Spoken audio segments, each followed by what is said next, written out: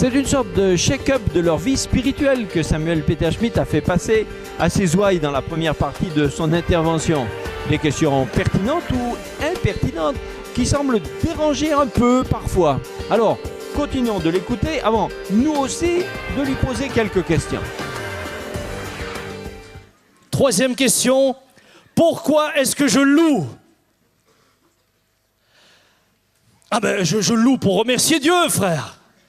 C'est bien. Mais est-ce que nous ne louons pas beaucoup plus souvent parce que la louange fait partie de cette espèce de liturgie évangélique? C'est dans le programme du culte, frère. On aime. Et puis en plus de ça, c'est agréable. Il y a de bons musiciens. Est-ce qu'il n'y a pas de bons musiciens? Bah, applaudissez-les, ça va leur faire du bien.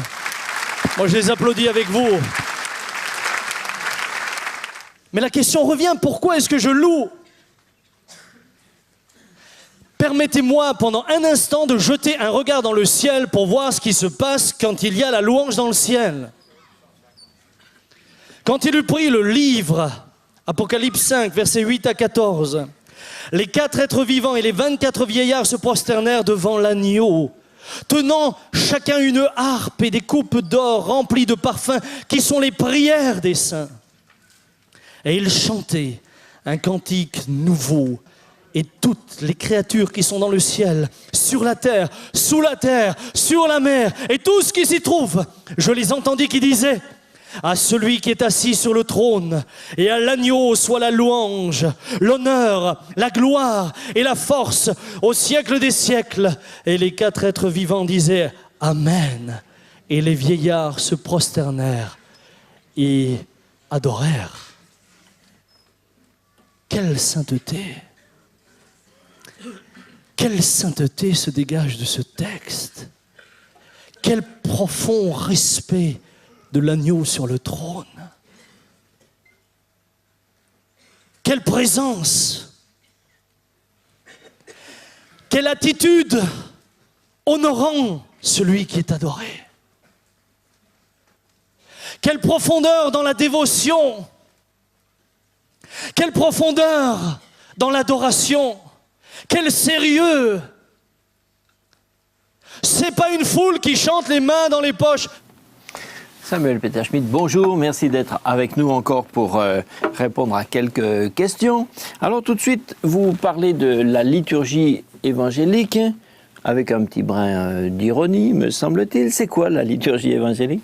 Écoutez, je ne sais pas si on peut franchement attribuer aux évangéliques une liturgie, bien que toute église a une forme de liturgie. Oui, j'allais dire, pourquoi y en aurait-il pas? Oui, absolument. Maintenant, lorsque vous vous déplacez dans les églises évangéliques, eh bien, et je crois que c'est ça ce qui en fait la particularité également, et peut-être le côté très, très intéressant, c'est qu'elle varie d'un endroit à un autre. Oui, vous n'avez pas forcément la même organisation de culte. Formelle. Elle n'est pas formelle, okay. Et je trouve que c'est très, très riche. Alors sur le fond de votre intervention, vous citez un texte de l'Apocalypse, un texte évidemment plein de symboles. Et est-ce qu'on peut se fier à un texte comme ça, comme modèle, hein? Alors, vous avez remarqué que je n'ai pas cherché à entrer dans le symbolisme et dans l'explication de ce dernier. Ce que j'ai voulu, eh bien, c'est que nous prenions conscience de la sainteté et du respect qu'il y a dans le moment que j'ai cité en lisant ce texte biblique. Est-ce que vous pouvez nous dire... Il y a une solennité, mais alors extraordinaire. Oui, j'allais dire, qu'est-ce qui vous a impressionné le plus dans ce tableau? C'est cette solennité, ce sérieux? C'est cette solennité.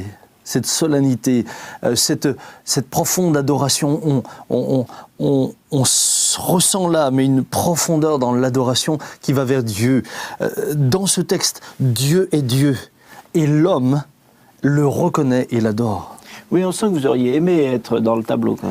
Mais non seulement j'aurais aimé, mais surtout, je me réjouis d'y être un jour. Ok. Alors nous continuons et nous revenons à l'agneau sur le trône. Le centre de la louange, le centre de l'adoration, ce n'est pas la musique et les chants, mais c'est l'agneau sur le trône. Ça, c'est le centre. La musique et le chant ne sont que le moyen de nous emmener devant le trône et de nous prosterner devant lui. Il ne s'agit de ne rien négliger, mais ne nous trompons pas quant à ce qui est l'essentiel. La louange et l'adoration sont un moment saint. Et notre attitude, eh bien, doit être une attitude sainte, respectueuse. Ça n'enlève rien à la fraternité, ça n'enlève rien à l'amour les uns pour les autres, ça n'enlève rien à la joie. Vous croyez que dans le ciel, ils adorent tristement? Ils adorent de manière joyeuse. C'est beau l'adoration dans le ciel. Je ne veux pas que nous fabriquions une forme de solennité qui ne serait qu'artificielle. Parfois, on aurait tendance à vouloir fabriquer une solennité. Quand on rentre, il faut se taire, il faut ceci, il faut cela. Je suis parfois surpris d'être dans l'adoration. Puis vous avez des gens qui parlent les uns aux autres. On ne sait pas de... Frères et sœurs, ce n'est pas le rassemblement des copains. C'est le rassemblement du peuple de Dieu. C'est le rassemblement des saints qui louent avec les anges. Car j'espère que vous avez bien compris que chaque fois que nous louons, le ciel est réuni avec nous. Alors, l'adoration, est-ce que ce n'est pas une sorte d'extase qui ferait perdre un peu le sentiment de la réalité? Est-ce que c'est compatible avec la joie? Absolument. La joie, ça semble être un sentiment un peu inférieur par rapport à... Écoutez, la joie fait partie de l'adoration. Maintenant, l'adoration ne nous déconnecte pas de la réalité, de ce qui nous entoure. Cependant, et ceci dit, il est vrai que quand vous êtes dans ces temps d'adoration, de reconnaissance profonde face à Dieu, il y a un moment qui est quand même... qui est merveilleux. Sublime, quoi. Qui est sublime. Qui est sublime. Vous vivez quelque chose de particulier. Vous êtes dans sa présence. Et ça n'a rien de comparable. Alors, vous semblez devoir un peu justifier le fait que dans votre église, il y ait de la joie. Est-ce que vous avez eu quelquefois on vous a fait des reproches à ce sujet? Non?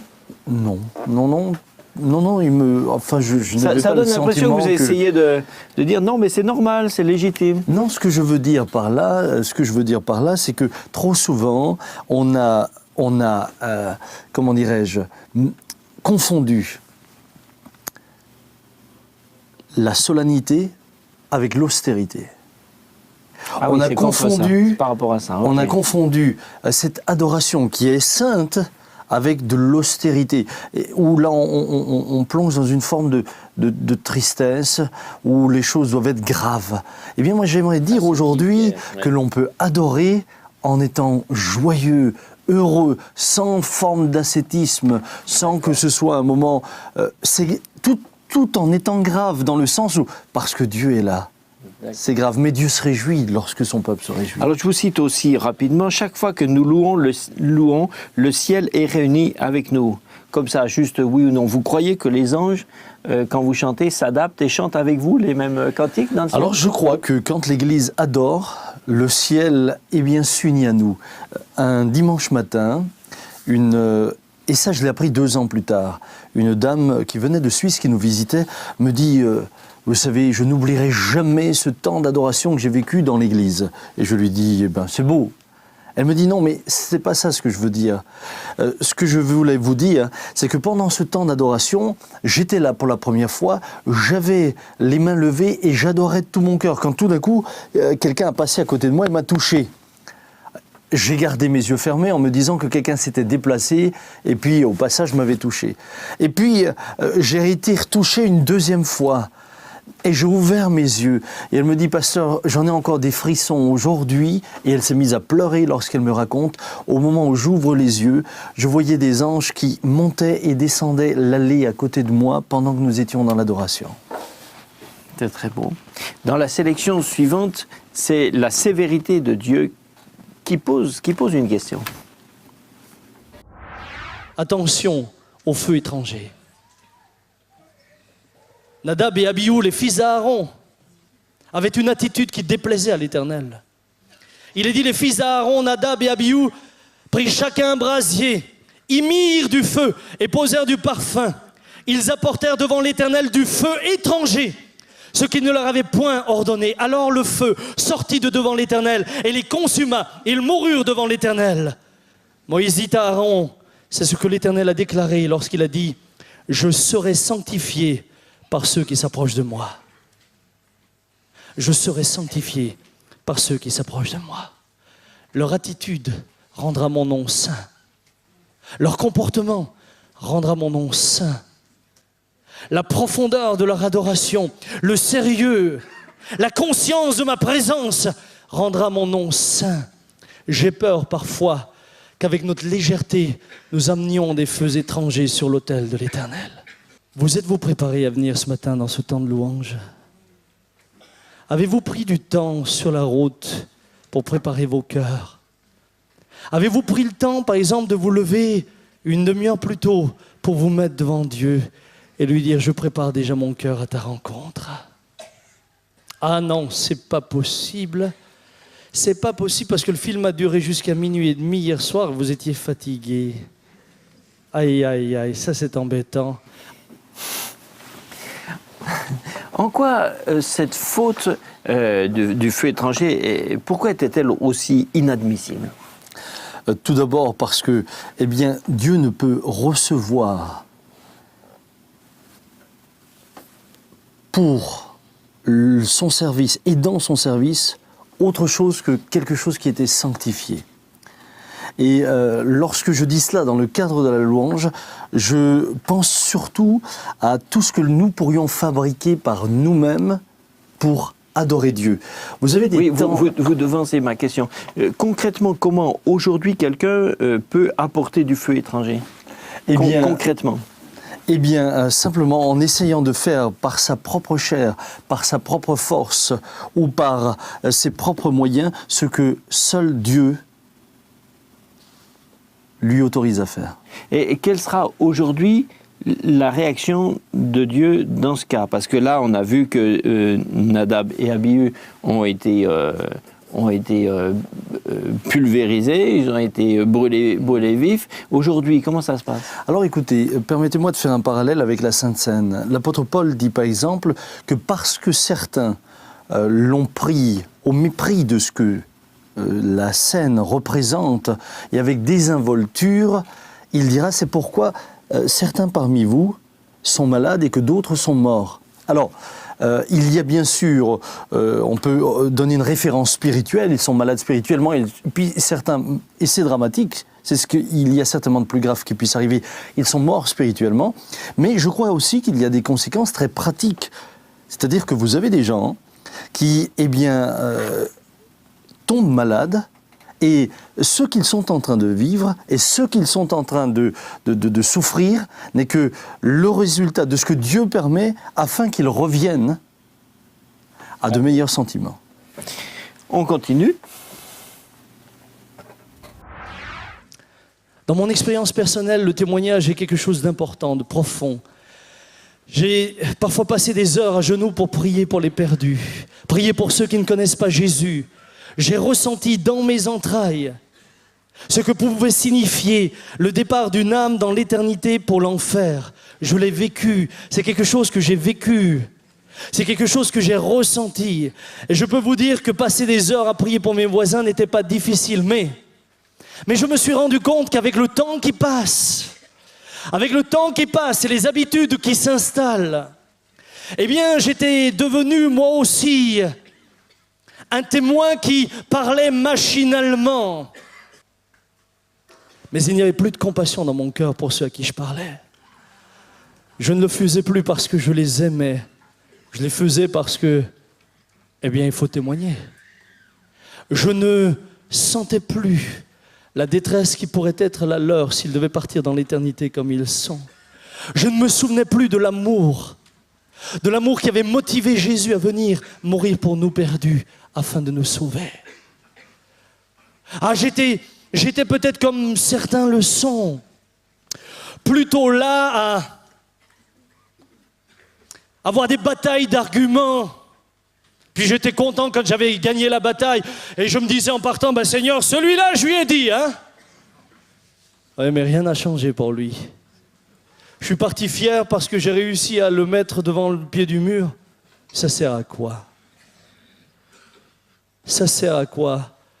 Comme si l'Esprit me disait, tu ferais mieux de parler moins et d'aimer plus. Parfois, nous avons le sentiment d'évangéliser pour ajouter des membres à l'Église que nous épinglerions sur notre tableau de chasse comme des trophées.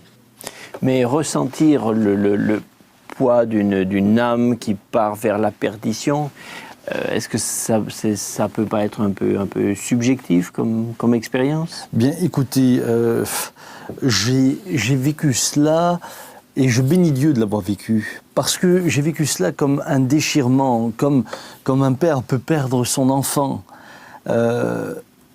Soudain, ce fut une prise de conscience. Regarde, ressens vers où va un homme, une femme qui part dans l'éternité sans me connaître. Et c'était terrible. Vous savez, permettez-moi un parallèle. Ceux qui ont, par exemple, et je demande pardon pour le parallèle que je prends parce que l'image est terrible, mais ceux qui ont vu des enfants juifs, des familles juives partir dans les camps et qui étaient conscients de ce qui se passait, étaient déchirés au-dedans d'eux. C'est pourquoi certains sont devenus des héros. Dernièrement, on a trouvé une femme qui a sauvé 2500 enfants.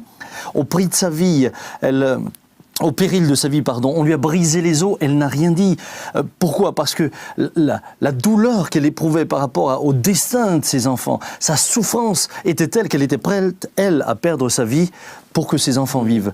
Et bien de la même manière, un croyant qui est conscient de l'enjeu des hommes et des femmes qui l'entourent est prêt à donner sa vie pour qu'il rencontre Jésus. Alors, comment expliquez-vous, alors, après ça, votre changement de motivation? Après une expérience aussi forte, une conviction aussi forte?